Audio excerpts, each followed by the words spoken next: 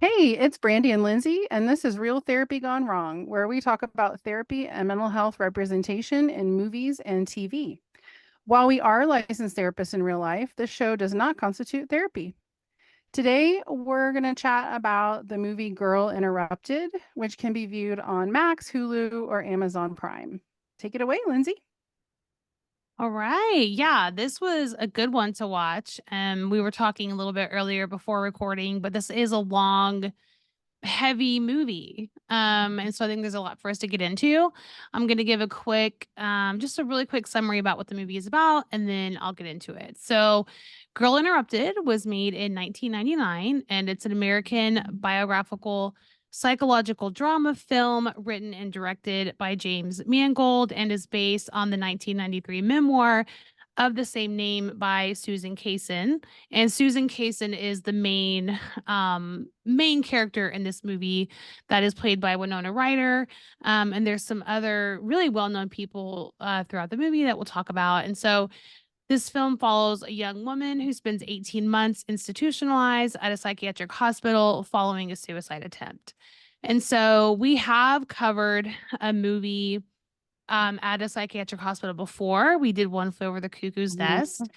And interestingly enough, I think this movie was also filmed at an actual psychiatric hospital, kind of like One Flew Over the Cuckoo's Nest was, which I thought was interesting. So, That is interesting. yeah.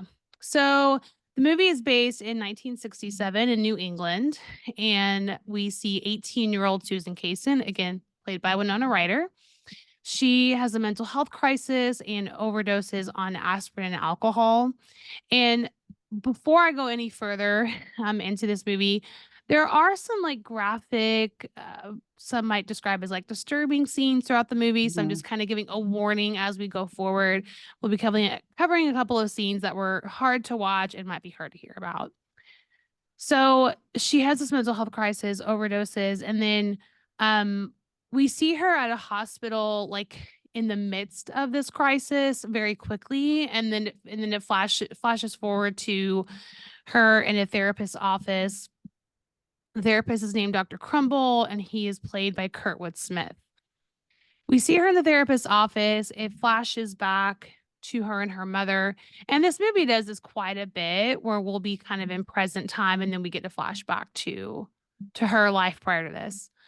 So we get a flashback to her and her mom is criticizing what she's wearing at a party that they're throwing at their house. And at the party, there's this older man who is staring at her. And we also saw this man through the doors at the hospital. So we kind of get like a little glimpse of him. Mhm. And then we see him at this party at her parents' house.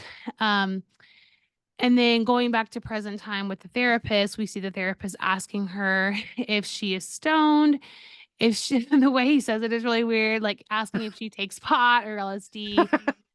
And she denies it. And he's like, no drugs, like kind of almost doubting what she's saying. And then he asks her how she feels right now. And she says, I don't know what I'm feeling. And he says that she needs a rest. So she's in this therapist's office. Outside of the window, you can see her mom there. She takes it when he says that she needs a rest. She takes it as like, I need to go home and sleep, which rightfully so. I feel like anyone would take it that way. Like, I'm just going to go home. And he is kind of insinuating, like, no, I don't mean going home. And she's like, no, not Claymore. Because he's insinuating something different, meaning we're going to send you somewhere. And Claymore is a Mhm. psychiatric hospital.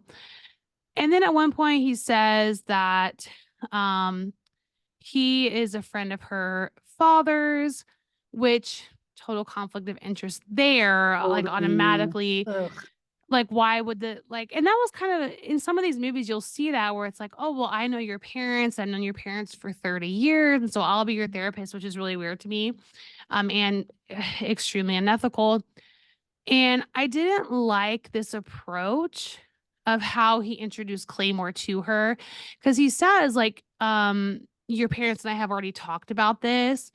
Mind you, she's 18, but Mhm. she has no autonomy. She doesn't really have a choice because he's basically telling her, like, yeah, you and your dad, or me and your dad have already talked about this, and we're going to send you to Claymore, and you're going to get a rest, right? So Then it go, annoying that he doesn't like this is what we call things is so important. And yes. just saying you're going to get a rest is not informing someone of what they're getting in for. No, because what the fuck does that mean? Right. I wouldn't know what that really meant either if I was like the client in this case. And then it goes to it goes to the flashback again of the party at her parents' house, and she is in her room, like in her pajamas, getting ready for bed. And the man knocks on her door. This man that we see at the hospital and at the party. He knocks on her door. He says he wants to see her again. She tells him it was a one-time thing. So you very much get the impression that they have had sex before.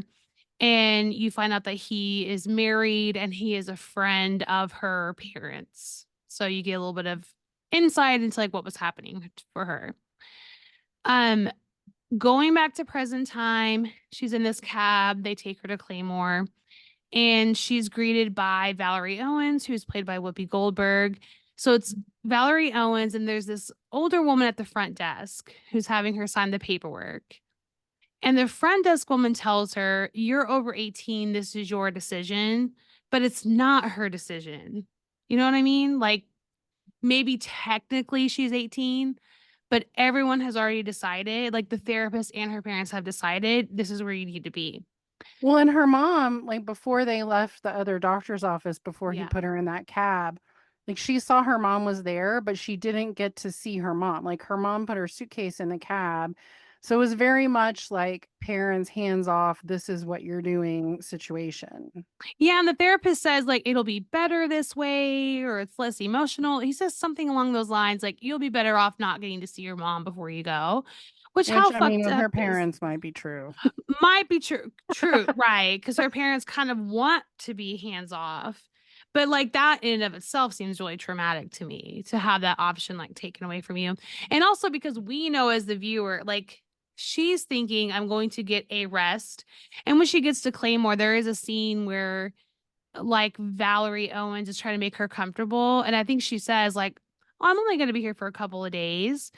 Everyone knows she's not going to be there for a couple of days, but no one's telling her. They're just kind of Right. like, oh yeah, sure. Um, and she says that to the woman at the front desk, she's trying to say, like, I didn't try to kill myself, and they're not really believing her. And then you get another flashback of her with the school counselor being shamed for being the only senior at her school and not to go to college. So you're kind of the flashbacks are important because you get this picture that she doesn't have any autonomy, she's judged, she's shamed. Um she probably seems pretty lonely. So when you're talking about like that question of, did she try to kill herself? Does she have a mental illness? It's Well, not totally and, surprising. and also that this much older adult male had sex with her. Yeah, he's abusing her and taking advantage of her. And then it also, like, another weird dynamic too is like her being 18, or in the flashback, she was even younger. Maybe she was still 18, but like young, a minor. She's having to tell him this was a one-time thing. Like, it's Hmm. such a weird role where, like, why would a teenager be having to tell this grown ass man, like, it's a one-time thing, I don't want to see you again? So, you can just tell that she's going through a lot.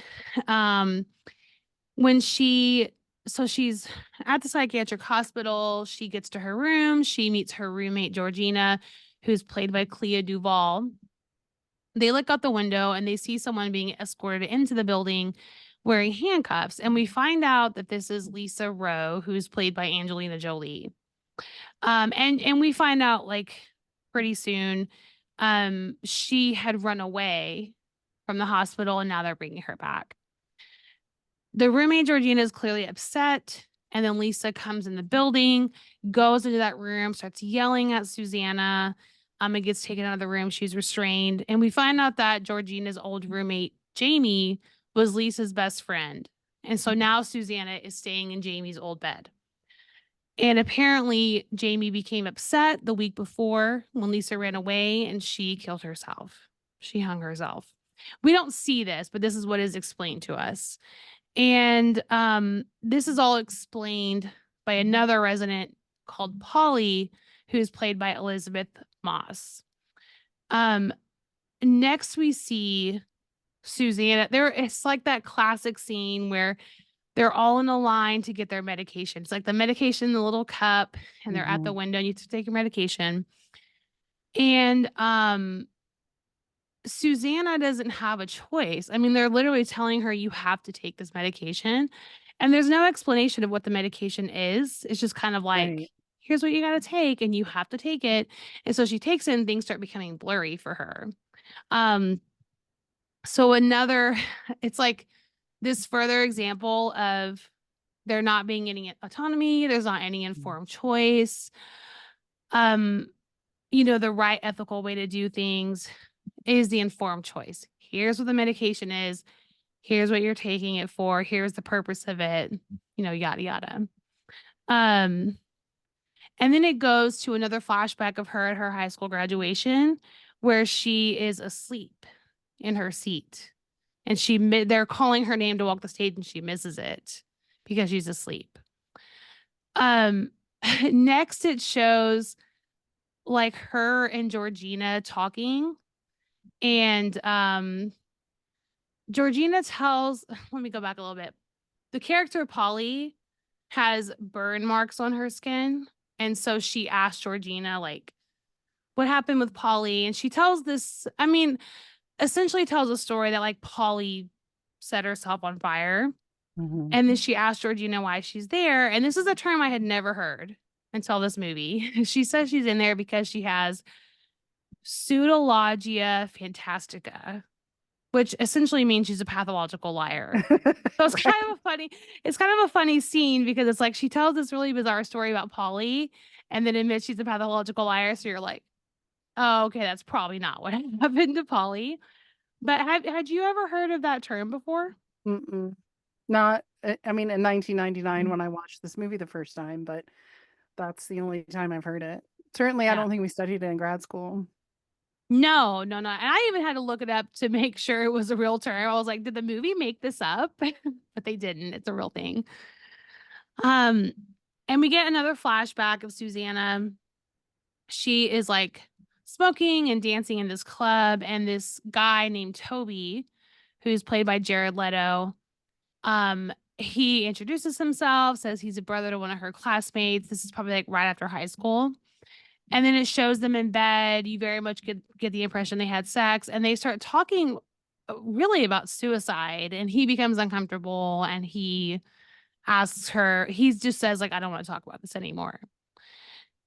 Then it goes back again to the hospital. There's like room checks in the middle of the night. They have to take a bath in front of like the orderlies. Like you don't get privacy with the bath.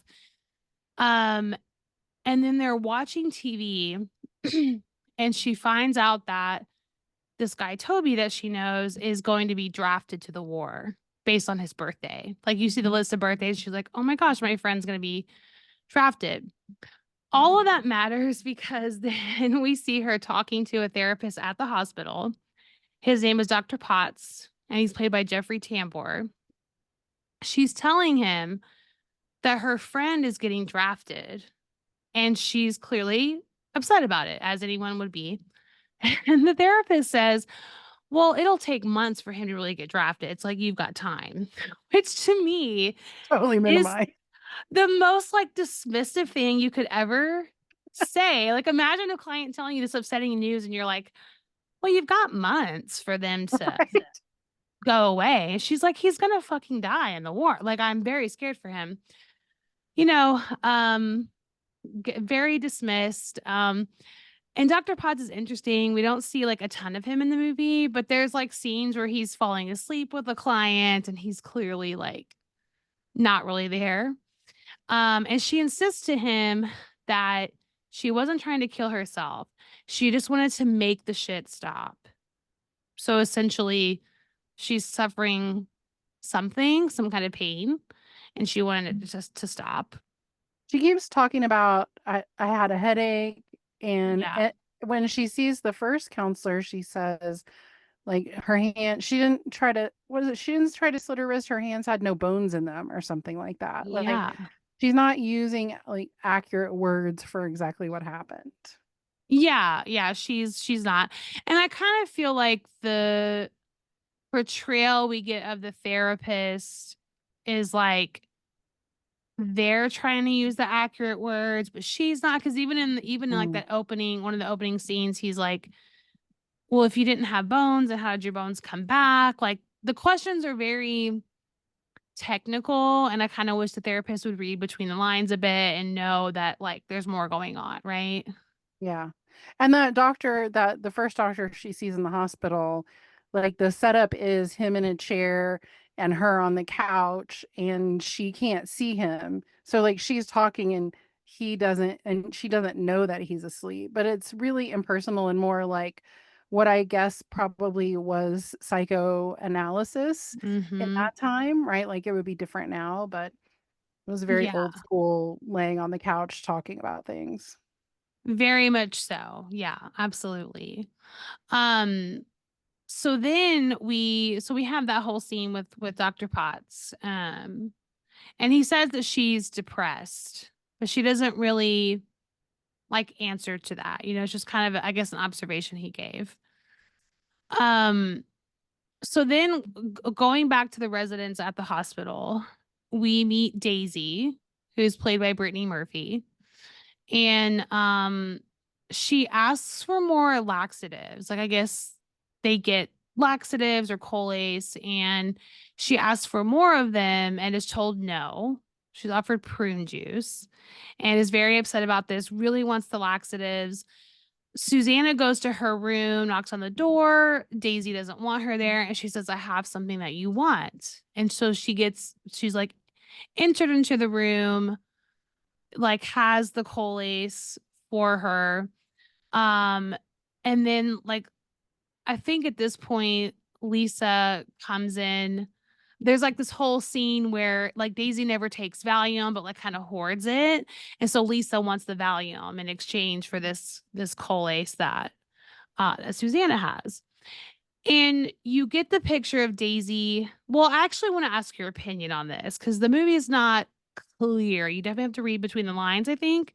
But you get Mhm. the impression she has an eating disorder. Like the impression you get is she doesn't want to eat in front of anyone else because she wants to give this impression that she doesn't eat. But then she has like chicken bones in her room because she's eating in private, but then she's taking the laxative to counteract how much she's eating. So I think I'm right about that interpretation, but I wanted to ask you, is that what we're supposed to believe about her? That's what I thought as well. And like her, okay, talk about her room smells, and then Susanna finds the old chicken carcasses under the bed. So she's hiding what she's been eating. And definitely, I know that people with anorexia oftentimes will take laxatives if they do eat. So I'm sure that is what that was about. So yeah, they didn't spell it out in the movie, but that's definitely what I assumed also. Okay, that's what I thought. And she only So, eats chicken. yeah, only eats chicken. So it's very much disordered eating. Um, which can you imagine only eating chicken? No. That sounds terrible. So we go to another scene with Susanna and her parents talking to Dr. Potts. But then weirdly enough, um, I keep calling him Dr. Potts because that's his like professional name, but everyone calls him Melvin through the rest of the movie. So they're like, what about Melvin? Where's Melvin? I don't know what's up with that. But anyways, Melvin, Dr. Potts, they're talking to him. And so I guess maybe I think the parents know him. Maybe that's why they're calling him by his first name. Um, and then they're wanting to know what they're supposed to say to people at home. And so again, you get the impression they're embarrassed that Suzanne is at the psychiatric hospital.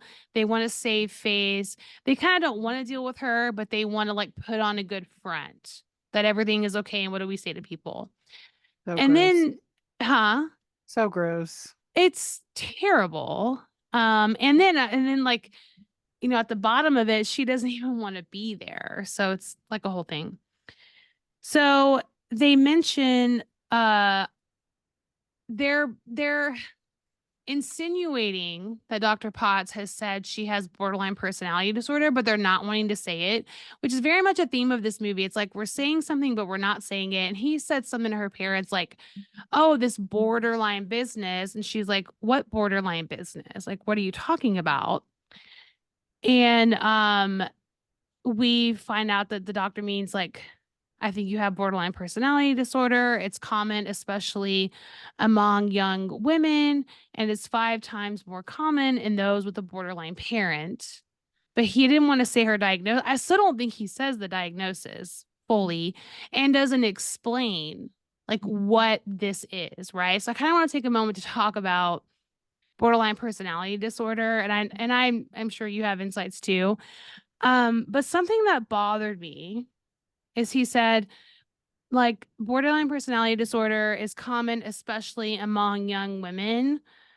I don't think that's fully true. I think I feel like that's a stigma. it is a stigma, and I think it's a misdiagnosis. Like in this case, it could be a misdiagnosis because she had this sexual trauma, right? So even that very first person who sent her to Claymore said, "You're hurting everyone around you." So, like, here's this young woman who's had this terrible experience and who knows what other bad experiences, and she Yeah. just wants to be a writer. And she tries to kill herself because she doesn't can't deal with all of these things, and then she's being blamed for it, and then now it's because she has a mental disorder, not because I mean, she probably has PTSD, right? So That's the impression I get, is that she has PTSD. yeah. Um, and also she's only 18. So borderline personality disorder is not diagnosed when you're a minor, because essentially okay, I feel like borderline personality disorder is also misnamed. Like we're always like, oh, it's this personality disorder. Honestly, for me, I kind of identify it more with, it could be some really extreme emotional dysregulation, is a more accurate description of what they're talking about.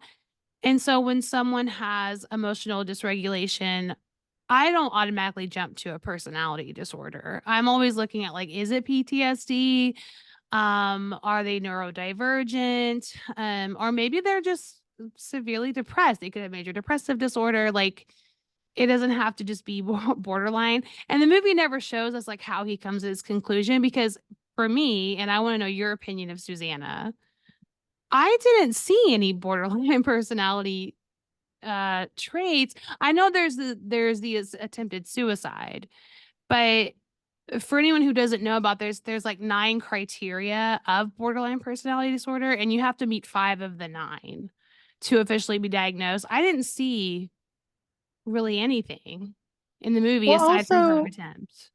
for all the personality disorders, one of the defining features is lack of insight, and she does have insight in this movie because she does do the work. Yeah. And if she had borderline personality disorder, she would be blaming other people all the time, and like none of this would be her fault, as opposed to doing the work to try to heal, to get better so that she can leave there. Yeah. And you don't see her blaming everyone else. You Right. can see that she's not happy to be there. But again, who would be happy to be in a psychiatric hospital, right? Like, so I thought it was quite the stretch. I don't think her character really portrayed borderline personality disorder, in my opinion. So even when they said it and she's like, this borderline business, what's that? Even I, as a viewer, was confused. Like, Yeah. what? Um, and then just real quick, I'll go over um what the diagnostic criteria are. Like I'll make it quick because it's a lot if you don't know a lot about this, but like I said, there's 9. And so the diagnostic criteria is like frantic efforts to avoid real or imagined abandonment, a pattern of unstable or intense interpersonal relationships. There's an identity disturbance, and so kind of like an unstable self-image or sense of self. Impulsivity in at least 2 areas. And so it could be spending habits, it could be sex, it could be substance use, reckless driving, or binge eating. Um, Recurrent suicidal behavior. And I'm stressing the recurrent part because in this movie, as far as we know, there was just the one attempt. So it wouldn't be recurrent. Um, Instability in mood, chronic feelings of emptiness, inappropriate intense anger or difficulty controlling anger, and then transient stress related paranoid ideation or severe dissociative symptoms. So when you hear that list, that doesn't really describe Susanna. No, like if she had this fear of abandonment, she would be running to her mother's car and like, don't send me there. And she would be Yeah, just having much more dramatic behaviors, and there really wasn't any of that. no. So I know I went on like a mini tangent there, but that part of the movie really, I think, bothered me. Um, so after all this, she's figuring out, okay, they're saying I have this borderline thing. I don't really know what that means. She gets with the other residents. They go into the art room and like through the art room, they kind of break into some other rooms and there's this like it's almost like a basement is what it looked like. But there's a bowling lane there and they're kind of just having some fun. Like they're not supposed to be in that room, but they're having some fun all together as residents. And then they break into Dr. Wick's office and Dr. Wick, I guess, is like the main, like the head therapist or whoever that I don't think we've met yet. But um, they break into Dr. Wick's office and they read their files. Susanna reads her file. But borderline is described as risky behavior such as casual sex. And she's like, oh, yeah, that's me. Which I'm like, what an understatement. Like, I need all the listeners to know casual sex doesn't have to be risky behavior. Right. That's not how I would describe it. So I was like, well, yeah, if I don't know anything about this disorder and someone said, well, you have borderline if you have risky behavior like casual sex. Well, if you would have known me 10 years ago, I guess I also had borderline personality disorder back when I was single. You know what I mean? Like it's just very silly. That's what was in her file. Um, After this scene, they go out for ice cream. Uh, and Mrs.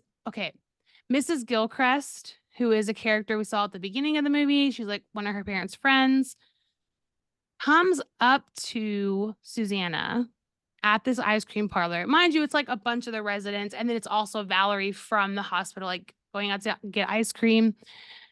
You find out that Mrs. Gilchrist is the wife of the older man that she was sleeping with.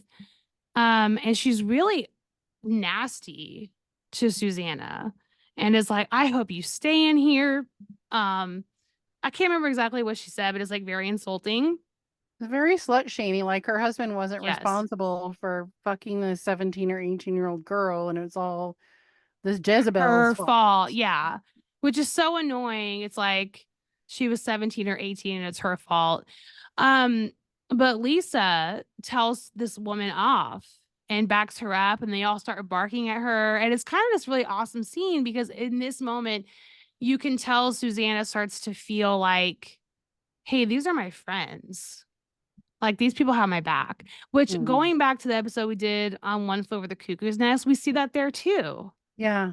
Like he starts genuinely caring about these people. She starts genuinely caring about the people there and they care about her. Let's see. Going forward, Toby comes to visit her and they're in her room like about to have sex and then one of the nurses comes in for a check of the room. And it's so funny but kind of nice in a way like the nurse doesn't really say anything to them. She's just like, "Oh my god, sorry," and closes the door. So, They have very lax rules at this place. Like no yeah. boyfriend could come into her room. People have grounds privileges where they can just roam around and there's not, a fence there. And they have things that nowadays you could never have if you were an inpatient in a mental institution. Yeah. It was really interesting. Yeah, they let her boyfriend just come right in a room with her, and Yeah. Yeah. It was it was just very weird, but then at the same time, it's like, but you can't take a bath in private. You've got to Right. be what it's just very weird. The rules here are very, very odd. Um, so they go for a walk. She's like, let's have some privacy. We'll go for a walk. And her friend Toby wants to run away with her to Canada. He's like, let's just get in my car now and go. And it's here that she's essentially telling him, like, I want to get out of here, but not with you. And also, I've made friends here. Like, now I'm with my friends. And it's here where she finally admits, like, hey, I tried to kill myself. And that's why I'm in here. So I thought it was a really nicely done scene where you can tell she likes him, but not enough to run away with him. He doesn't quite get it. And she's like, I did this thing that got me here. Which is kind of Um, goes back to why they broke up in the first place, because yes. she's trying to have this very existential conversation about life and death, and he is not up for it. No, not at all. And especially wouldn't be now because he's going to be drafted soon. Like he came to visit her because he's like, I have maybe a couple months before I'm going to go away. So then she doesn't leave with him. He leaves. She's in her room and this nurse, John, is changing her light bulb like kind of in the middle of the night. And she asks why he's changing it then. And he says something like, I know in the morning you like to draw your pictures. And so I want you to have light in the morning because I'm not going to be here in the morning. And she asks why he likes her. And he says he just does. And he would ask her out if she was getting better. And they end up like, she leaves the room. John leaves the room. Some other residents, they're all kind of like hanging out in the hallway. They're playing music to Polly, the character Polly. She's really upset about something and they're trying to soothe her and they play music and she starts kissing John and they fall asleep in the hallway. And apparently they drugged one of the nurses, I guess, who would normally have seen them. And so they get in a lot of trouble, but like you see them wake up in the morning in the hallway and John is hugging Susanna. And then I believe it's Valerie who comes in and like sees all of this in the morning. Um, let's see. Susanna gets written up. So I don't quite know what that means, but it's Valerie's like, I'm sick of your shit. I'm writing you up. Susanna then is talking to Dr. Wilk over being promiscuous, which again is kind of like Nurse John is off the hook, but she's in trouble for being promiscuous, taunting him, whatever.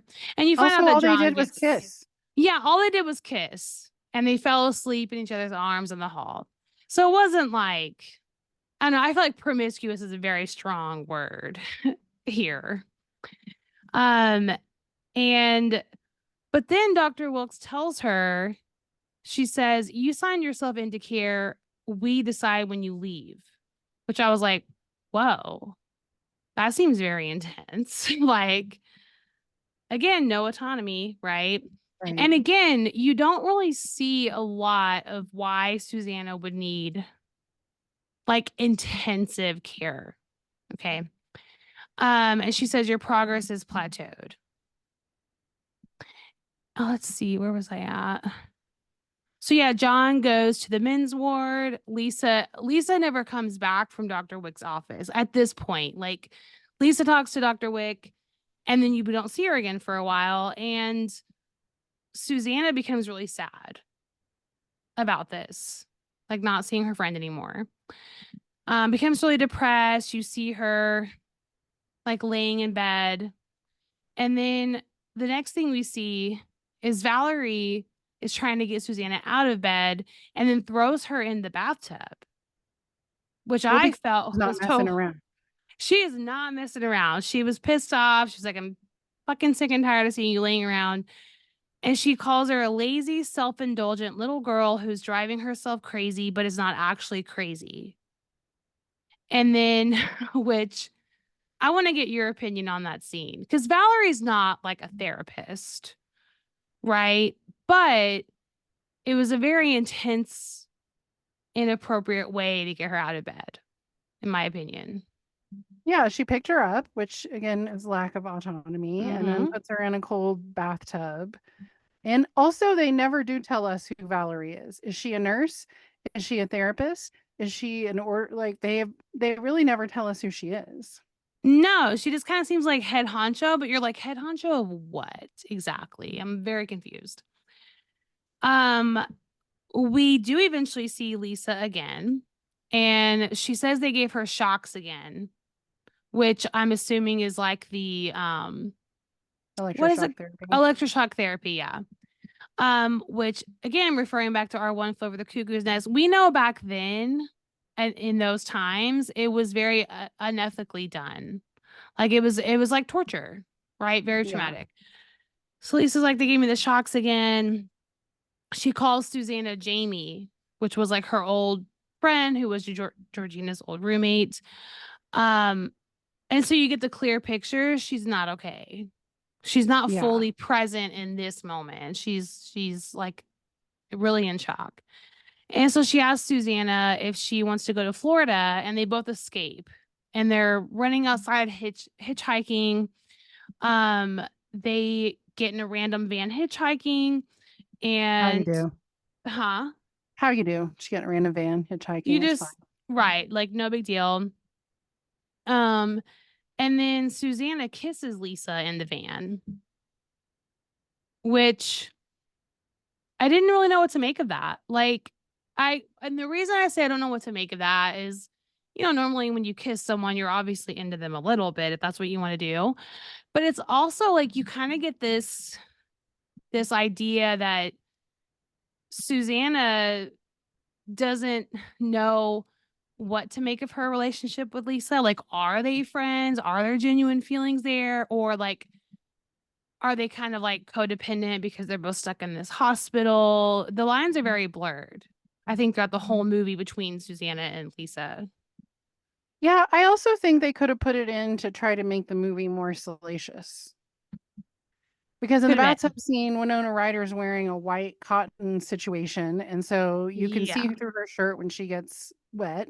And Mm-hmm. then there are all these ingenues in the movie that are running around together all the time, all these famous young women and Jared Leto. And so it could have just been for that because they really didn't have any kind of storyline about a romantic interest between the two of them. It was kind of Yeah. random. It was really random. And the reason I say I'm like confused about it is because, and I mean, we're going to get into what happens between them, but there really is no romance there. There's just a lot of other stuff there. So it was just a random kiss. They're in this van, they go to this party. Lisa steals a wallet. They run away. And in a way, it's kind of funny because uh Susanna is left on her own, and I think this guy's like hitting on her, and Lisa had gone off to steal this wallet. And then Lisa comes again, her says, "We gotta go." Like grabs her hand, we gotta go. They're like running out, and this guy's like, "She stole my wallet, like stop her." So they steal this wallet to get some money. They go to Daisy's apartment. I didn't mention this earlier, but Daisy, the woman who had the eating disorder that we talked about, she does get out of the hospital. Her dad had gotten this apartment for her, and they kind of discussed at one point like she didn't get out of the hospital because she was better. It was just because her dad had the ability to get her out. And so she has this apartment, and I think Daisy left them the address at one point. There's like somehow they get the address. Anyways, they go to Daisy's apartment. She only lets them in if they have Valium, which they do. But then when they're in her apartment, um, you can tell Daisy isn't better because in her fridge it's still just chicken, Just the chicken chickens. carcass, and that's she's still having the same like disordered eating she had at the hospital. Um, but then Lisa starts taunting Daisy and asks how her dad helps her cope with suicidal ideation, and she says like Daisy is saying, like, my dad loves me. But then Lisa says, yeah, her father, she's like, yeah, your dad loves you with every inch of his manhood, and says, like, you know, he fucks you. And everyone knows that he does. Obviously, this is very upsetting to Daisy, and says that she wants them gone in the morning. And she says that Lisa's jealous because she got better, got released, and has a chance of having a life. And Lisa's just being really, it's kind of disgusting to see, She's right? so mean. And she pulls back Daisy's robe and shows, you could see where Daisy's been cutting her arm. And she's really like relentless. Relentless, like just keeps poking and poking and poking. And she's doing it on purpose. There is no, like, from my impression, there is no other reason other than, I mean, maybe she is jealous of her, but she is wanting to hurt her, and she is succeeding. And Susanna gets upset at Lisa, tells her to shut the fuck up, but doesn't really do much else. She's there, but she's clearly upset. Daisy goes upstairs, and she's upset. So the next morning, Susanna leaves on her own. Like, you just kind of see her walking around the area, and then she comes back to Daisy's apartment. And this was a really upsetting scene. So I'm like warning all the listeners, I am going to talk about the most upsetting scene right now. When she gets back to Daisy's apartment, there's this song playing on repeat. And Lisa's like, no, she hasn't come down, but she won't stop playing that fucking song. And it just keeps playing. Susanna goes upstairs and finds Daisy hanging there, and she's killed herself. Susanna is very upset. And rightfully so. Like, beside herself, crying, doesn't know what to do, calls 911. Lisa's not impacted at all. I think she even calls her a name, like, oh yeah, like, of course that's what she did. And she goes up to Daisy's body and is like taking money out of her pockets. And Susanna's like, are you seriously stealing money from her right now? And to me, this scene was so shocking. One, because of the imagery. You do see Daisy, but Lisa having no empathy whatsoever, very shocking to me. Zero empathy. Really gross. Even when Susanna calls 911 and says, send an ambulance, Lisa says, send a hearse or send a coroner or something like that. Like, oh, yeah. She goes, oh, very send a hearse. Send a hearse too. Ha. Like, crass is the word. I mean, it's almost like out of this world. Like, whoa, that's really her reaction.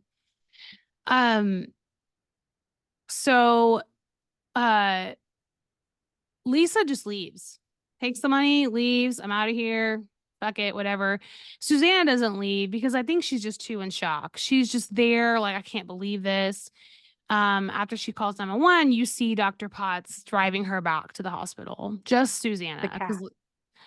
Huh? With the cat. Yes. Yeah, that's right. With Daisy's cat. Yeah. And let's see. When she gets back, she has the cat. All the other residents are kind of like, oh, this cat's so cute. Like, they want to play with the cat. And then it goes to a scene between Valerie and Susanna. And Valerie asks, what would she have said to Daisy? Because I think she says something like, I didn't even stand up for her. Like, I did nothing. I feel like a coward. She's like, well, what would you have said to Daisy? And she says that she would have said, she knows what it's like to want to die. It hurts to smile. I know what it's like not to fit in. I know what it's like to try to hurt the outside to kill what's on the inside. Which was really, I think, beautifully written. That's what she would have said to her. And Valerie tells her, tell this to your doctors. And she says, how can I recover when I don't understand my disease? Valerie says, you do understand. You just described it. Don't curl up with it anymore. Lisa thinks it's a gift, which is a theme throughout the movie. Lisa thinks she kind of has it all figured out. And she's like, Lisa thinks it's a gift. that it lets you see the truth, but Lisa's been here for 8 years. So like, what does that tell you? I do like maybe kind of disagree with is when Valerie says, you do understand your disease. You just described it. I don't see how she could understand her disease because no one ever explained it to her. Like going back to Right. the whole borderline personality, like diagnosis, when she says, like, I don't understand my disease, I'm like, yeah, no shit. Because how in the world could you understand it? No one's ever told you. So, anyways, it goes back to that importance of when you're telling someone you're diagnosing them with something, you better damn well explain what that means. Yes, 100%. And they have a right to know. Yeah. It's almost like they're afraid to explain it. And I'm like, well, you're already giving them some kind of label. You might as well tell them what it is. I do So, love when Valerie says, "Don't put down an anchor here." Like, which mhm, she shouldn't have disclosed that about Lisa being there for 8 years, mhm. but I love when she says, "Don't put down an anchor here." I felt like that was a really pivotal part. Yes. Yeah, it was really a really beautifully written scene. And then so it goes forward to like you see these little scenes of Susanna really starting to do the work. Like she's in therapy regularly. She's journaling. She's being really open about her feelings, like kind of doing the work she hasn't really been doing this whole time, like being vulnerable. Right. And there is something, speaking of like the power of therapy, being that vulnerable and honest, not just with your therapist, but with yourself is very therapeutic and healing and can like work wonders. But I wrote down a couple of things that she like says or that we see as she's writing, kind of narrating in the scene. But she says, you know, when you don't want to feel, death can seem like a dream, but really seeing death makes dreaming about it fucking ridiculous, is what we hear her say, which I thought was really powerful. Yeah. She misses Lisa, but says life was easier without her. And the only way through is to feel. She sees Dr. Wick 3 times per week. Um, she starts getting better, more in control, no longer on medication. So she's making all this progress. Lisa comes back. Um, and she tells Lisa, hey, they're gonna let me out of here soon. Right. My long-term plan is to write. And on her last night, they advised her to take sleeping pills for her last night there. She initially doesn't take them, but then eventually does. Mhm. Um, and let's see. She wakes up looking for her cat Ruby. This is the cat that that came back with her from Daisy. So she's looking for the cat Ruby. And she goes down this path and she hears like kind of laughing and giggling and people talking, and she can hear Lisa and goes kind of back down towards that basement that they like broke into earlier. And she finds Lisa reading her journal essentially. She's reading things that Susanna has written. They argue because in her journal she's writing about the other people too, which is what you do when you journal. And Lisa tells Susanna she wanted her to be the villain because it makes her the good guy. Georgina and Polly are with them. Susanna runs off. Lisa chases her. Lisa keeps telling her, like, I'm the one who's really free. Like, you're not really free. Um, she's trying to get away from Lisa, and Lisa is holding this needle, which I don't know where that came from. Do you? Was there something I missed there? No, she just has a needle all of a sudden. Yeah, so we don't really know what it is, but I didn't see it for a while. And then I was like, oh shit, she's like chasing after her with this needle. And Susanna like slams this big door shut, slams it on her hand, which was so painful to see. And then like opens it back up to get her hand free. And so Lisa's holding this needle and she's kind of like telling Susanna, like, I guess almost like asking to tell her what she really thinks of her. And it's like, kind of like, you're never honest. You only write about your stuff. Like, tell me what you really think. And so she tells her what she really thinks that moment. And she tells Lisa, you're already dead, Lisa. No one cares if you die. Your heart's cold. That's why you keep coming back here. You're not free. You need this place to feel alive, and it's pathetic. And even if the world is full of liars and people are stupid, whatever, I'd rather be in the world than down here with you. And Lisa has this breakdown. It hit her really hard to hear that. And she's upset. She's crying. She almost injects herself with that needle. And then Georgina is begging her not to, and she doesn't. So it's kind of like she's been begging for the truth. She finally got it, but then it was like really hard for her to hear. And it goes to, kind of flash forward. Susanna gets to leave. She talks about like seeing some of these residents get out in the future. She kind of talks about the future, right? Like, oh, like after so many years, I've seen people out. And then it goes to her like visiting Lisa and painting her nails. And Lisa says, I'm not really dead. And she's like, I know. Right. And so that's kind of where it ends. I think the final scene is her saying, I'm a recovering borderline. The cab that takes her away from Claymore is the same cab that took her there, and she spent 18 months there. End of movie. Gosh, really long, heavy movie. Long, heavy movie. And it has some really great moments, but the therapy that was portrayed wasn't great. No, and just the lack of consent is really troubling. That was, for me, the biggest error in the therapy situation is they don't give consent about the medicine. They don't talk to her about her diagnosis. They talk to her parents about her diagnosis, even though she's 18. Like, is she an adult or not? They can't, Right. walk both sides of those lines.